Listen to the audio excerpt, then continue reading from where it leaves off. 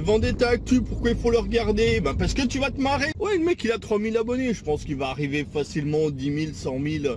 Non, pas 100 000 parce que... pourquoi pas 100 000? Non, parce qu'il est pas, il fait pas le consensus si tu veux. Bonjour, bonsoir à toutes et à tous. Tout dépend à quelle heure vous m'écoutez. Quoi qu'il en soit, il est l'heure de se réveiller. Je ne sais pas vous, mais moi j'ai l'impression qu'en France, les pensées les plus sombres se démocratisent de jour en jour, et ça crescendo pour le plus grand plaisir des fachos. Ouais. Déjà la faute aux déchetteries qui nous servent de média télé. Ouais, c'est pas faux. Vous voulez des exemples? Oui, s'il te plaît, des exemples. Allez, d'accord. Le Conseil d'État vient en effet de demander à l'Arcom, l'autorité de régulation des médias, de se pencher sur le cas de CNews en lui demandant de renforcer son contrôle sur notre chaîne. Fais la gueule. Dans l'audiovisuel est prévu un pluralisme interne. La question c'est d'y croire. C'est-à-dire que sur chaque antenne, en audiovisuel, et particulièrement en télévision, on doit entendre des opinions différentes. Ouais, non mais c'est extrêmement curieux, Dimitri. Là, je te l'accorde volontiers. Et une grande diversité. Et vous trouvez qu'il n'y a pas des opinions C'est ce que différentes? prévoit la loi, et jusqu'à présent, et vous c'est trouvez ce que que l'Arcom et vous trouvez faisait par exemple, et vous insuffisamment trouvez que sur respecter. CNews, ça, c'est pas le cas? De fait, le spectre politique est relativement restreint. Et encore que, voilà. Tu vas voir, tu vas comprendre. Je pense que justement, ici, on est dans un microclimat, si j'ose dire. C'est-à-dire qu'ici, on sait bien voilà, qui appartient à la chaîne, etc. Je dis bah oui, je sais bien pourquoi je suis là. Je veux dire, c'est pas... C'est une bourgeoisie qui reste patriote. Oh le con! Ça pourrait être con, il est con. Attendez, vous allez voir. Non, patriote, c'est-à-dire je retire ce que vous dites. Non. Calmez-vous madame, ça va bien se passer. Non, attendez. Personne, tout le monde est libre, ici. Qu'est-ce que je... Restreint, honnêtement, vous en conviendrez. Il suffit de regarder ces news. C'est tout. Il faut se simplifier la vie. On n'est pas là, de toute façon, t'es là. J'imagine que le débat ici va être extrêmement contradictoire, mais pour bien sûr. l'instant... Mais moi je vais vous poser une question. Quand Madame Binet, Sophie Binet, voit un micro de CNews et qu'elle refuse de parler, je fais comment? Quand j'invite Sandrine Rousseau tous les jours et qu'elle ne vient pas, je fais comment? Et quand j'invite Jean-Luc Mélenchon tous les jours et qu'il ne vient pas, je fais comment? Ces gens-là ne veulent pas venir. Je sais pas, mais t'as merdé quelque part. Enfin, vous vous rendez compte les arguments que vous donnez? Mais faut apprendre aux gosses de 18 ans à prendre des notes. Bah oui. Mais enfin, vous êtes des enfants. T'es tendu comme une crotte. Je vous interromps. Arrêtez de mettre les insultes racistes à tout bout de champ sur le débat. Attention, hein, parce que j'ai des étoiles de ninja. Ça suffit. Alors, c'est intolérable. C'est intolérable. Si je te dis que t'es tendu, t'es tendu. C'est pas entendu, je suis pas tendu. Je dis t'es tendu. Mais sinon, c'est pas une émission de débat normalement. C'est pas une émission où on a le droit de répondre. Là, vous êtes sur votre public. Mais je suis pas sur mon public. Vous êtes en train de prendre en otage notre émission. Mais... Personne n'a craqué. Personne n'a craqué. Je vous demande de vous taire. C'est quoi son problème? Il a un problème d'alimentation? Hein? Il dort pas bien? Et après, vous appelez ça une émission de débat?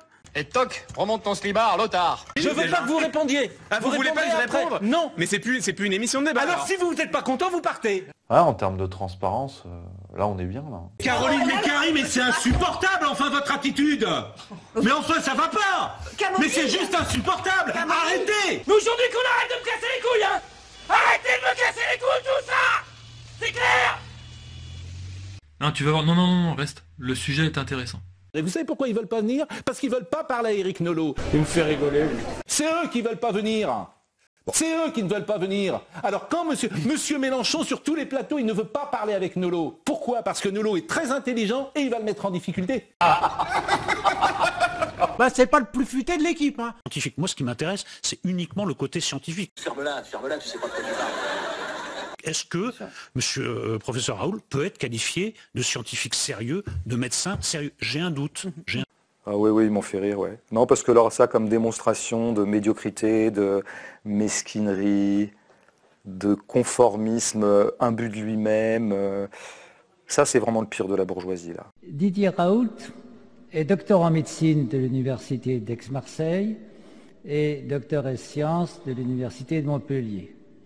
Il dirige à Marseille un grand centre, CNRS INSERM, dans lequel travaillent 432 personnes. Oh putain! Cet ensemble exceptionnel de chercheurs, de doctorants, de post-doctorants, d'ingénieurs et de techniciens a une productivité scientifique absolument remarquable. se traduisant par plusieurs dizaines de publications de haut niveau chaque année, avec un grand nombre de citations. Lauréat de plusieurs grands prix, en particulier récemment du Grand Prix de l'INSERM, Didier Raoult est internationalement reconnu pour ses travaux sur les bactéries pathogènes chez l'homme. Si vous voulez saigner des yeux une deuxième fois... Est-ce que monsieur professeur Raoult peut être qualifié de scientifique sérieux, de médecin sérieux? J'ai un doute. T'es un minable, t'es un ringard. Ok, c'est bon, t'es calmé, t'en veux une autre ou quoi? T'es calmé?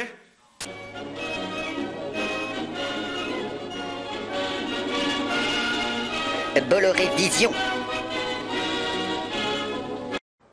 Livre événement, livre très attendu. Non. Le Zemmour, qui est l'homme du dynamisme, l'homme de l'enthousiasme, l'homme qui croit à l'âme du peuple. Quand on voit ces héros à Zemmour, de Clovis à Pétain, en passant par Napoléon, il aime pas beaucoup la République. Et pourtant, il est prêt à aller branler des conseillers régionaux un par un pour avoir leur signature. Ah, moi j'ai été stupéfait, je vous avoue, en lisant votre livre. Vous pouvez pas y faire ça ailleurs? Fasciste. Dès que j'ai commencé à lire le livre, j'ai eu des palpitations. C'est un livre intime, un récit palpitant. Oh putain de ta mère, salope! L'homme de la sincérité, l'homme de la vérité, l'homme de l'humanisme. Mais n'importe quoi! Moi, quand vous faites ça, ça me fout une angoisse. Je pourrais vous tuer, je crois. De chagrin, hein. Il m'a vraiment... je l'ai tenu en haleine. C'est pas une salope? Hein? C'est pas une salope, mais moi je vais te dire un truc. Hein? Les kilomètres qu'elle s'est pris dans le cul, j'aimerais pas les faire à pied, tu vois. Voici Pascal Praud qui vient vous saluer, qui continue. C'est la corruption qui pourrit la France. Ah, c'est logique. Bande de crétins. Le lecteur que je suis et l'admirateur de la plume d'Éric Zemmour est très satisfait. Et ce livre touche par l'intimité de... j'espère. Je vous raconte, je mens, j'ai dit n'importe quoi pour être président. Comment? Vous voulez pas rester chroniqueur? Non, Je crois qu'il faut la faire enterrer. Et puis on veut pas vous quitter. Ah bah vous êtes gentil. Votez pour moi, je t'encule. Dit encore un siècle de journalisme et les mots pueront. Saloperie d'incapable, vendu.